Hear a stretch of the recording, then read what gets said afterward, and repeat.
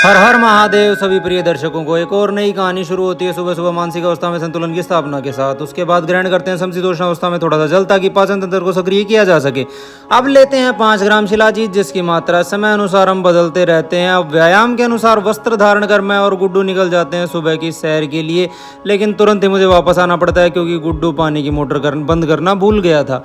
कुछ 4 पैर वाले मित्रों को सुबह का भोजन ग्रहण कराते हैं। यह एहसास एक नए आत्मिक सुख को जन्म देता है। फिर हम जारी रखते हैं अपनी पैदल यात्रा को। पित्त वृद्धि को ध्यान में रखते हुए हम निश्चय करते हैं कि सुबह खाली पेट ही हम सफेद पेठे का रस का ग्रहण भी करेंगे, क्योंकि वास्तव में यह एक चमत्कारी आयुर्वेदिक औषधि है जो कि कैंसर जैसे असाध्य रोग को ठीक करने की क्षमता रखती है, साथ ही शरीर की प्रतिरोधक क्षमता के लिए ऊर्जा के स्रोत का काम भी करती है। अब दर्शन होते हैं सुबह सुबह बहुत ही शांत चित्त बैठे नंदी महाराज के। जय हो नंदी महाराज की। रास्ते में अन्य बहुत से प्यारे जीव देखने को मिलते हैं। इन्हीं कुछ सूक्ष्म प्यारे अनुभवों के साथ हम आ पहुंचते हैं अपने घर।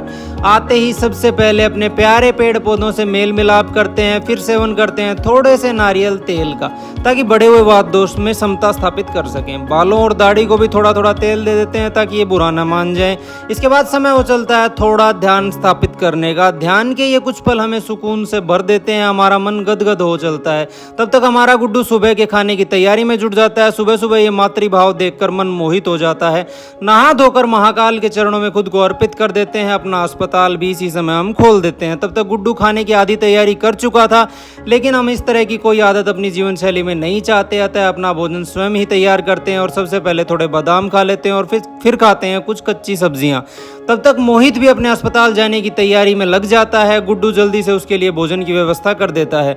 अपने मोबाइल में कुछ चलचित्रों का आनंद लेते हुए मोहित अपना सुबह का भोजन ग्रहण करता है और यह कुछ सुकून के पल उसे भी आनंदित कर देते हैं। अब गुड्डू भी अपने सुबह के कामों से मुक्त हो जाता है। मोहित को भोजन करवाने के बाद खुद भोजन वो दिन में करेगा बाकी बच्चों के साथ, और इस समय वो आराम फरमाने बैठ जाता है और समय हो चलता है अस्पताल की छुट्टी का।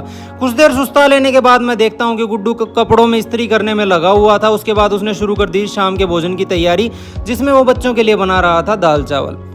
यहाँ हमारा मन व्याकुल हो रहा था कि आज जरा सी केसर वाली चाय का सेवन किया जाए, अतः हम दूध लेने निकल जाते हैं। वापस आकर सभी के लिए चाय बनाते हैं और चाय की चुस्कियां लेते हुए हमारा प्यारा मोहित जो है वो फरमाइश करता है कि आज उसे बाजार घूम कर आना है और शाम का खाना वो बाहर ही खाना चाहता है। दाल चावल खाकर वो थक चुका है, तो उसकी इच्छाओं को ध्यान में रखते हुए, क्योंकि वो छोटा बच्चा है, उसका ध्यान रखना बहुत ही ज़्यादा ज़रूरी है, हम निकल पड़ते हैं बाजार की तरफ। लेकिन बाजार में बहुत ही ज़्यादा भीड़ का सामना हमें करना पड़ता है।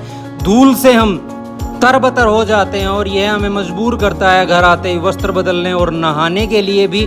तो सबसे पहले बाजार जाते ही हम खरीदते हैं थोड़े से फल। अक्सर इस समय हम थोड़ा सा गन्ने का रस ग्रहण करते हैं, लेकिन आज मन नहीं था क्योंकि व्यायामशाला हम शाम को नहीं गए थे। अतः सबसे पहले थोड़े से फल हम हमारे लिए खरीद लेते हैं। उसके बाद हमारी यात्रा जारी रहती है टिक्की वाले भाई साहब की तरफ, क्योंकि आज मोहित को खानी थी टिक्की। अपने और गुड्डू के लिए 2 टिक्की वो बंधवा लेता है और साथ में यहाँ की रबड़ी बहुत ही मशहूर थी, तो वो बोलता है हम साथ में रबड़ी भी लेकर जाएंगे। तो हम थोड़ी सी रबड़ी भी बंधवा लेते हैं। अब रबड़ी के साथ जलेबी ना हो तो उसका तो अपमान हो जाएगा, तो मोहित इसी विचार के साथ मुझे मना लेता है जलेबियां खरीदने के लिए। जलेबियों वालों की दुकान पर जाकर हम देखते हैं कि बाहर खाना खाने वालों की तो अत्यंत भीड़ है। जलेबियां बनते हुए मेरा मन भी व्याकुल हुआ था जलेबी खाने के लिए, किंतु मुझे ध्यान आया कि पहली इच्छा ही दूसरी इच्छा को जन्म देती है। अतः हमने पहली इच्छा का ही गला घोट दिया और उसके बाद घर के लिए थोड़ा दूध लिया। घर आते ही मोहित और गुड्डू थोड़ा थोड़ा अपना भोजन ग्रहण करते हैं। इसी बीच हमारे प्रियजन भी आ पहुंचते हैं रात के भोजन के लिए, और आज का दिन हम हंसी खुशी यहीं समाप्त करते हैं। हमारी तरफ से आपको राम राम।